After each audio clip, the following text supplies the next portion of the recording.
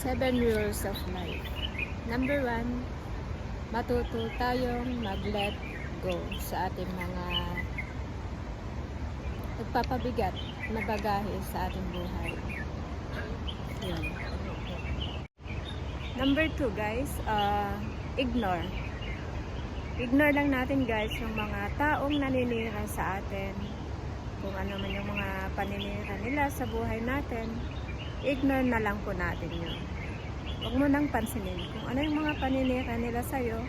As long na hindi mo nun ginagawa, go lang. Number 3 guys ay yung oras or panahon. Ang mga pinagdadaanan natin guys sa buhay ay mayroong panahon na magiging okay ka na kung bago pa yung problema mo ngayon, or hindi yun basta-basta na mawawala agad. Unti-unti naaalis yan. Kaya bigyan natin ng time. Hindi easy guys na kung may pinagdadaanan kang ngayon, chaos, lilipas din yan guys. Magtiwala ka lang sa Panginoon. Number 4 guys, don't compare yourself to others, or wag mong ikumpara ang sarili mo sa ibang tao, kasi yung kakayanan mo, posibleng yung kakayanan niya magkaiba kayo. Kaya tiwala ka lang sa sarili mo na do your best para sa kakayanan mo. Ang race mo, careers mo, yung sarili mo. Huwag mong isipin yung kakayanan ng ibang tao. Isipin mo lang yung kaya mong gawin. Yun. Number 5 guys, dapat kalmado ka lang. Yun. Be calm. Kung may mga pagsubok or mga problema na dumating sa buhay mo, dapat huwag kang padalos-dalos, dapat kalma lang.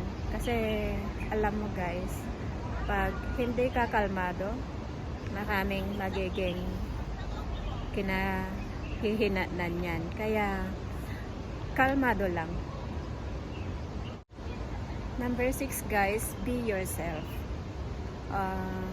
Kung ano ka, kung ano yung pagkatao mo, wag mong kopyain yung ibang tao. Kasi mas maganda yung magpakatotoo ka. Kung ano ka, kung sino ka talaga, yun na. Yun ang ipakita mo. Huwag mong gawin yung ginawa niya, yung ganyan. Yung gawin mo yung maging magpakatotoo ka lang sa sarili mo. Number 7 guys, be positive. Alam mo naman ang nagagawa pag naging positive ka, kahit nasa